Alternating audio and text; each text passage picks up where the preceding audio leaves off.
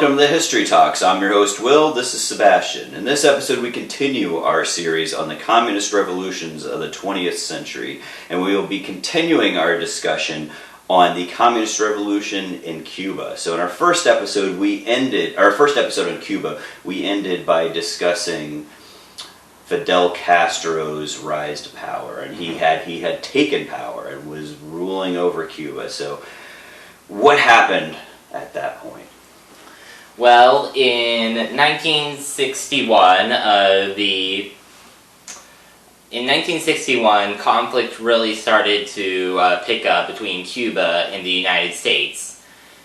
And Castro, who, relative to someone like Che Guevara, was a moderate, Castro, who had once favored just anti-imperialism with Marxism as more of a secondary objective, began to become even more opposed to capitalism as he saw it even more tied to imperialism. And this all really started with two events: the Bay of Pigs invasion and the Cuban Missile Crisis.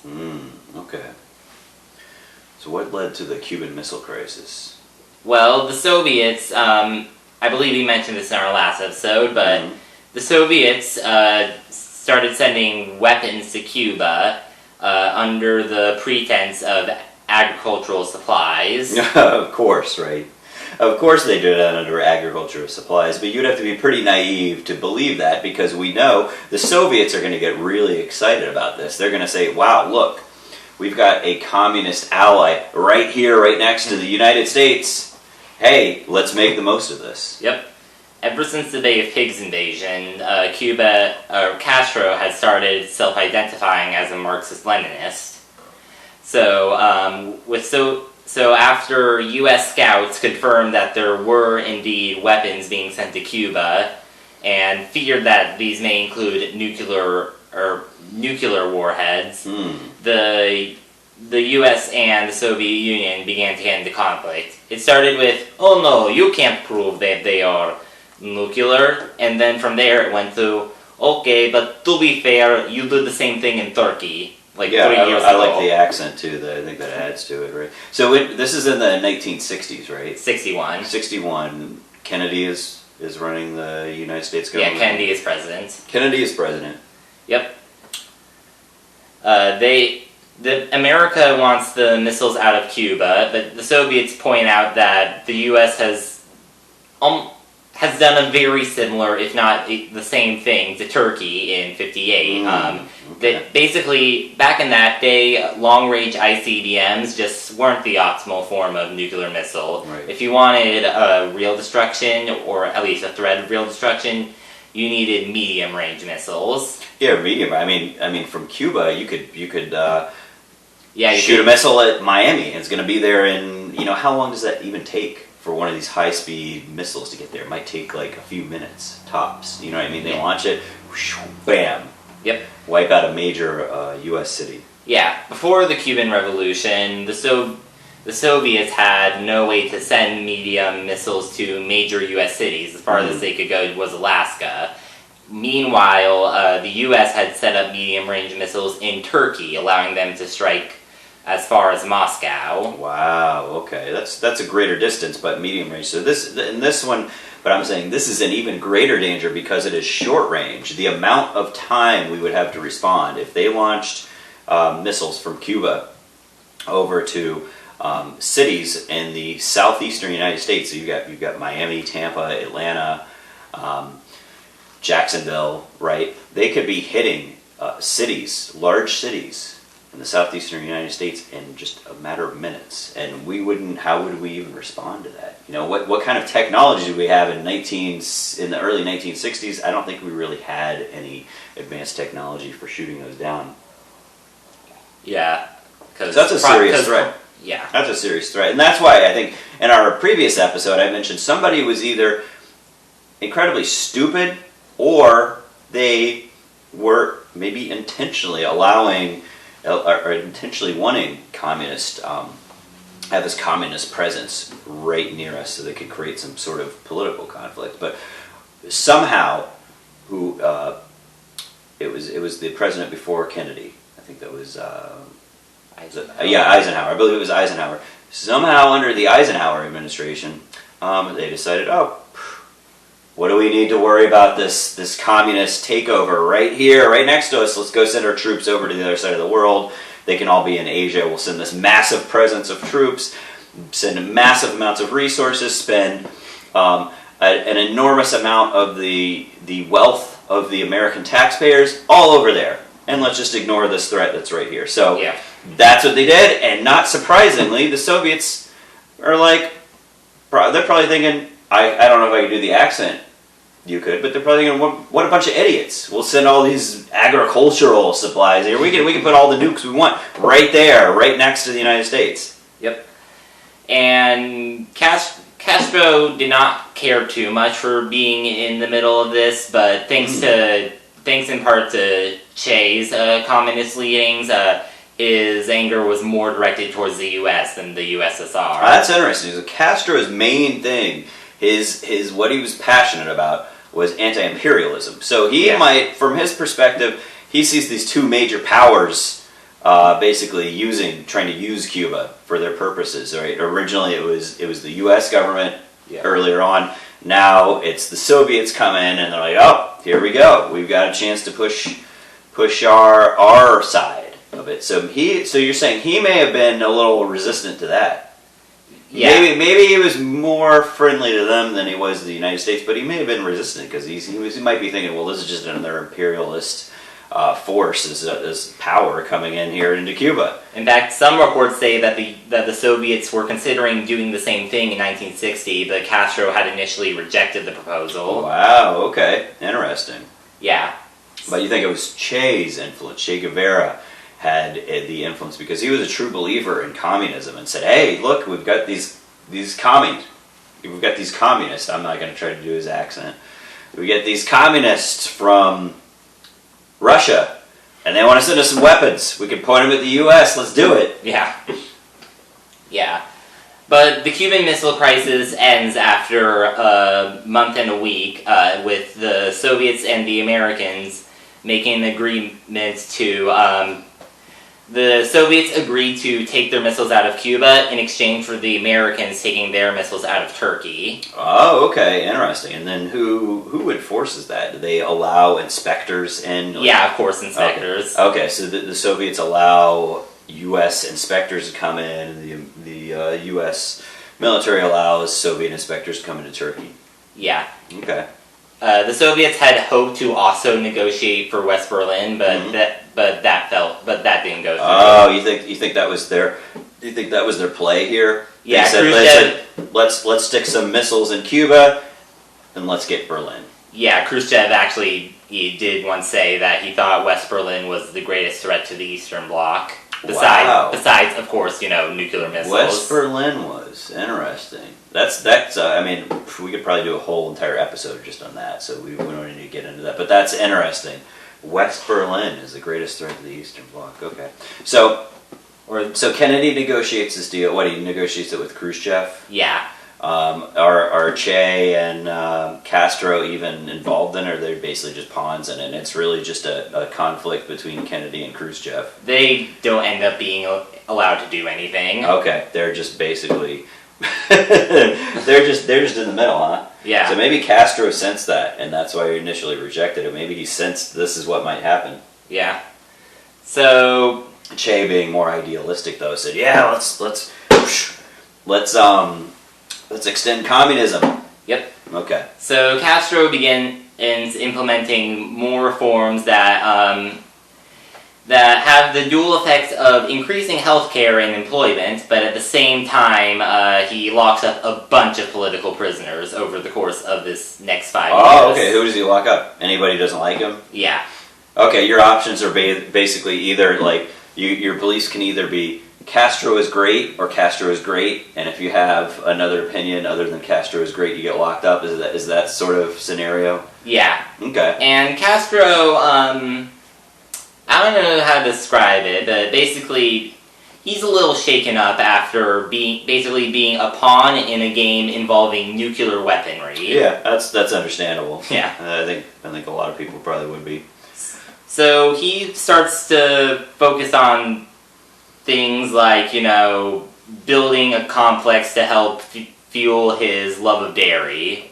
Okay, when is this? What are we talking about? Like the mid-1960s? I believe he built the complex in 1963. Okay, so this is after the whole nuclear thing is resolved. Okay. Yeah. He,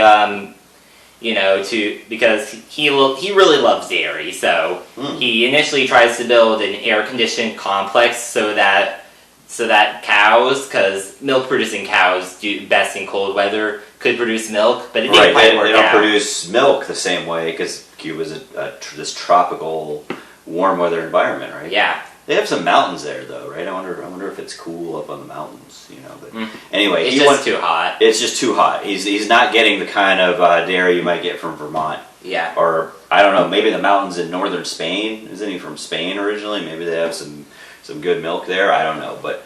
Okay, he doesn't like the kind of milk he's getting in Cuba. And is there a trade embargo? Does the U.S. have a trade embargo against Cuba? Yes, but the Soviets send him supplies. Oh, okay. So the Soviets can't send him milk? Maybe the trip across the ocean is too much. He just wants Cuba to produce milk. He just wants his own milk. He doesn't want to rely on the Soviets for milk. Yeah. Okay. Because he likes milk. Okay. Yeah. But anyways, more along the main point, Che's glad that he was able to influence, Castro to, more socialistic, more Marxist policies. Though, while Castro moves closer to Leninism, Che actually moves farther from Leninism while still staying in Marxism. Farther from Leninism, so which direction does he go? He goes... Does he become more radical or more moderate? He basically, he still considers himself a Marxist, but he starts claiming that the Soviet economy is not what Marx envisioned. Oh, okay. Like, they're not the true Marxists. Oh, they're not true. So he's more hardcore than the Soviets. Well, Khrushchev was more moderate than Stalin, right? Yeah. More moderate than Lenin. So is that why? Is he like, Khrushchev is a sellout? Come on, let's be real Marxist here. Exactly. That's his dealings with talking to Khrushchev is really what started this whole idea in his head. Okay. So Castro is more in Khrushchev territory, right? But Che is like, hey, real Marxism, real communism. None of this like mixed stuff. None of this moderate stuff. We need the real deal communism here. Yeah. Okay. But in 1965, Che eventually just realizes that there's not much else he can really do in Cuba. Castro is still making policies, and a lot of them are in a general direction Che likes, but he's a guerrilla leader, not a politician. Oh, I see. So Castro is the boss of the island. Yeah. Che is an advisor. Yeah. Or a general, or he has something, some kind of place in Castro's government, but Castro is the man who makes the decisions. Yeah. And so Che says, look, I've been trying to push this real communism stuff on you. You're remaining moderate. What does he do then? So in 65, being like, all right, you know what, Cuba, at the very least, it's moving in the right direction. I'm going to go start more communist revolutions. Oh, okay. So in 60... So he says his work in Cuba is done. He's done everything he can. He's done everything he can for Cuba, so he's going to move on. Yeah, so in 1965, he writes a letter to Castro, and they talk about it, and then eventually Che goes to the Congo, because he sees potential there, I guess. Okay. And Castro's like, alright, you can do that. He's like, have fun in Congo. Yeah. Maybe Castro thinks he's a little nuts. Maybe he's like, this guy's a little too idealistic. Based on their letters, it seems that they were at least somewhat fond of each other, but then Castro may have been like, you're a good guy, but you're a little crazy, so have fun in the Congo. Yeah. And though what's interesting is that Che wrote this letter to Castro, and that was basically like, hey, if I die, publish his letter, and then Che goes to the Congo, and then even though he hasn't died yet, Castro publishes the letter anyway. Okay. And what does the letter say? It's basically just like, I still love Cuba, but I must fight for communism. Of course, yeah, Yeah. Nothing can stand in the way of that, right? Yeah. So he spends like a year in the Congo, but there's not enough fervor or support for him to actually accomplish much. Oh, okay. So then he wants to go back to Cuba, but he feels like it would be a little embarrassing since the letter has been published. So he just kind of hangs out in the Cuban embassy for a bit. Oh, I see. He doesn't want to go. Oh, he doesn't want to go. So he comes back in the Cuban embassy. Maybe things in the Congo may not have been that comfortable for him. He might be living. I don't know what it's like. He might be living in a mud hut or something there, and having like insects crawling all over him every night or something. You know what I mean? And I mean, he might be like, yeah, I thought maybe I could do something here, but I'm going to go back to Cuba. I can live in the embassy, but I don't want to be public because you're saying it's a little embarrassing. He doesn't want to come there and tell everybody, hey, I went to Congo and didn't really accomplish anything. Yeah, all he accomplished was getting a few people to believe in communism, and he made this friend with like a teenager who was bilingual. Huh. Anyways. Bilingual, what, in Congo? Congolese. Congolese and Spanish? Yeah. Okay. Yeah. Alright. And then... Or does he bring this friend back with him or something? No, I think but the friend was talented, so so Che was like, alright, you know what? I might not have been able to do anything. There's at least a possibility this kid could do anything. Oh, I see. He's like, I'll give this kid the ideas he needs, and then maybe he'll do something else. Yeah. Okay. So he spends a couple months back in the embassy, and then then Che's like, alright, Che is like, alright, how about Bolivia? After all... There you go. So he goes to Bolivia. I wonder if he has criteria for this. I wonder if it's like he just has a map up on the wall and he's like, let me throw some darts. Congo! That's where we're going. Or, hey, Bolivia. Or if he has this very, he has it all planned out. He's like, oh, I've got connections there. I know how I can get in. That'd be interesting to know is how methodical he is, versus just hey, I want to go to Bolivia. Bolivia sounds fun. I mean,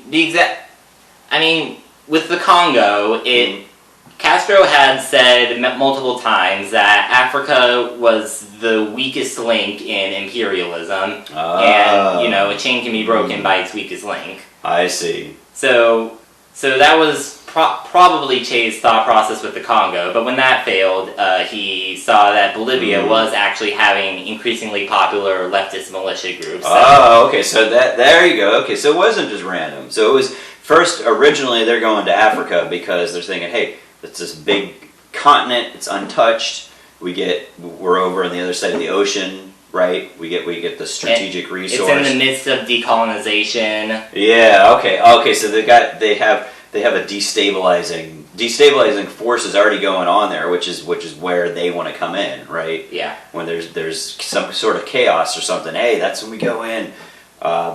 You get everybody fired up about communism, and then we go buy their $200 worth of rifles and go take over the government, right? Yeah. So he heads to Bolivia. What year are we talking about now? This is like the late 1960s at this point? Yeah. Okay. He goes to Bolivia, and Castro gives him some funds to hopefully help support the revolution. Okay. But then Che gets captured and killed. Oh, wow, okay. Captured and killed, so he's not successful there either. Yep. Okay. And, yeah. So, let's back up a bit. Che Guevara... Who does he get killed by in Bolivia? The government, I think. The government, okay. Yeah, they're like, hey, we don't need you here pushing communism. Yeah. Okay. So... Okay. Yeah, I think I just swallowed my water wrong. We can just jump cut. Okay. Alright. So... Okay, so Che's out of the picture then. Yeah. Che went to Bolivia, got killed. So we're the late 1960s at this point? Yep. So Fidel Castro is ruling. His brother Raul, right, is helping him. as his assistant. Okay. So now he doesn't have Che in the picture. Does that change his policy any? And interestingly, you think removing a radical figure would make him less radical, but he ends up going more radical. Like ever since the Cuban Missile Crisis, he's been going more and more radical. But okay. But so Che's death actually sends him more radical. In 1968, he starts thinking about this idea of what's called his Great Offensive, which is a similar idea to the Great Leap Forward, except he says that the problem with the Great Leap Forward was that it was too fast or whatever. Oh, of course, yeah.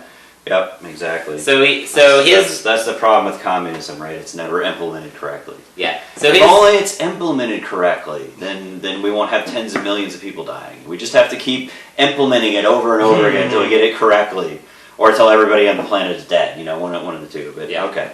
So his Great Offensive is just nationalize all the industries. At this point, it's not, full-on Great Leap Forward stuff, like, we're going to do all these things. For this Great Offensive is just nationalize all the industries. Okay, so industries are not nationalized at this point. They're still private property? There is still some... Private corporations? There's just small businesses that are private. Oh, small businesses are private, but the large industries are all state-owned. Yeah. And in this case, he says everything's state-owned. Yeah. Your local store, local market that used to be has been owned by some family. Nope, we're taking it over. Yeah. Okay. And on a possibly related note, at this same time, Cuba's economy was not going in a good direction. The unemployment rate that Castro had worked so hard to eliminate was starting to creep up. More and more people were becoming unemployed. Uh-oh. Yeah. I wonder if that had anything to do with the shift to become more radical, because he realized, things aren't working here. I've got to change something. Possibly. Like this halfway communism is causing problems. So the solution to it is to go full bore communism, right? Let's give more. Since some communism isn't working, let's go full communist. Okay. And he spends the 70s with a complicated relationship with the Soviets, because thanks in no small part to Khrushchev, they're starting to disagree on a number of factors. Now, of course, this isn't Sino-Soviet split. Oh, we're going to be enemies now. It's just they disagreed on methodology. For example, Khrushchev did not support Che going to Bolivia, and they especially did not support all that money going to Bolivia. Oh, interesting. I wonder why. Oh, well, I was going to say I wonder why. It might be because Cuba is such a strategic spot to push back against the United States. Yeah. They might be that simple. Hey, make sure Cuba is run well. We're not as worried about Bolivia. We need to push back against the U.S. government. Yeah. Okay. It starts to get to a point where Castro acknowledges that Cuba is a third world country, and Castro is starting to realize that they've become, in no small part, economically dependent on the Soviet Union. Wow. Yeah. And in 1971... Which that's got to be frustrating for him. He started out his whole entrance, the whole reason he got into politics was anti-imperialism, and now he's simply run his country into being dependent on a larger power. Yeah. Which to is the point. Which is what he started going against in the beginning. So. Yeah. In 72, he tries to join this faction called the Nonaligned Movement faction, which, if we do an episode on Yugoslavia, we might talk more about. We should do that. But basically, they're just people who say that they don't want to be allied with either the Warsaw Pact or or NATO. Even though a lot of non-aligned movement faction members oppose Cuba's entrance because they accuse Cuba of being Warsaw Pact aligned, because being reliant on Soviet exports is not exactly, independent and non-aligned. Right. But with failing policies and even further failing sugar plantations. Is that one of their core crops, the sugar plantations? Yeah, that's pretty much why the sugar had always been a staple of the Caribbean's economy. And do we know why they're failing? Sugar crops, I couldn't It's find... just mismanagement? Possibly... Just communist mismanagement? Is it bad weather? Is it, you know... All I've seen reports on is that there were bad harvests. Bad harvest, okay. But I'm saying bad harvest. There's always a reason why there's bad harvest, Yeah. Whether it's the weather or whether it's just mismanagement. Or both. Or both. Yeah, that could be a pretty brutal combination if it's being managed poorly and you get hit with some bad weather. Yeah. But from there, Cuba just continues on, They continue on even with the loss of their primary industry or one of their primary industries. Yeah. They just keep taking subsidies from the Soviets. Is that what they're doing? Yeah, they have to cut back on sugar rations, but... Wow. But at this point, I mean, the Soviet Union is also having its own struggles. Yeah, and how can the Soviets be subsidizing this island nation? Eventually, the subsidies cut back further and further until 1991, the Soviet Union collapses. Oh, okay. And then there's nothing. So throughout the 80s, they're cutting back because the Soviet Union is struggling itself. So Cuba is struggling. Yeah. They can't get it together. They're reliant on the Soviet Union. The Soviet Union is crumbling. It's a pretty dire situation for Cuba. That's when a lot of Cubans wanted to come to the United States. They wanted to come to Florida. They were coming over in rafts and things like that because they get off this island. Yeah, despite Castro having a policy of basically excommunicating anyone who leaves Cuba, calling them scum and whatever, just people were leaving because I don't think they care. I don't think they really cared if they. There was definitely evidence that Castro did not want people to leave. Oh, I know that. I'm just saying they probably don't care if he's calling them scum because they're like, we just want to get out of here. We think you're scum too. Because I mean, most of the Cubans that are here in Florida now are very anti-communist. Yeah. And that's why it's a reaction. That's what happens is when people experience communism, they tend to become reactionaries. Communists create reactionaries. It's an interesting pattern that we see again and again. Yep. And from there's really not much more to talk about. After the collapse of the Soviet Union, Castro tries to reorganize the Cuban economy to try to distribute resources better, but eventually he cuts back on public industry, allowing some private industry. Oh, okay. So it's not the sole command economy all run from the central communist authority. He wants to bring back some private control. Yep. And then eventually in 2016, Castro dies of natural causes. Wow. So he rules up until 2016, and the island nation is just struggling all throughout this. They've got the trade embargo from the U.S. They have lost support from Soviets, and they're just trying to get by. Yep. In 2008, Castro suffers from some pretty bad heart problems, or actually not heart, liver problems. And in 2008, he hands over control to Raul. Raul, okay. And Raul, is that his younger brother? Yeah. Because Raul's got to be pretty old at this point too, right? Yeah. Not as old as Fidel. Yeah, not as old, but still pretty old. Still pretty old, okay. And then Castro dies in 2016. Okay, Fidel Castro dies in 2016. And Raul is still running things? Is he still running things there? Because 2016 wasn't too far ago. Yeah, I think he's still running things, but he's once again out allowing more private industry. Oh, okay, interesting. Raul is okay. I wonder if that pattern will continue. Possibly, though he is being somewhat slow about it. Oh, okay. He's taking his time doing it. Yeah. Slowly rolling back the communists' ideas. Okay. Well, is there any final words you wanted to mention about the Cuban Communist Revolution? I found a found a typed up version of a newspaper from, I think, 1960. Mm-hmm. It was talking about the America's failure to properly intervene in Cuba. However, what's interesting is what specifically the newspaper talked about. It talked about members of the Senate accusing Democrats of being too ineffective to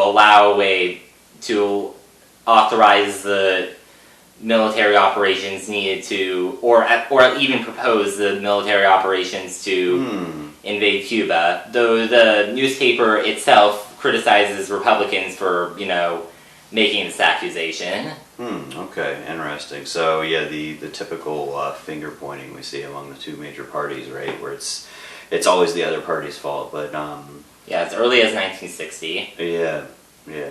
Okay.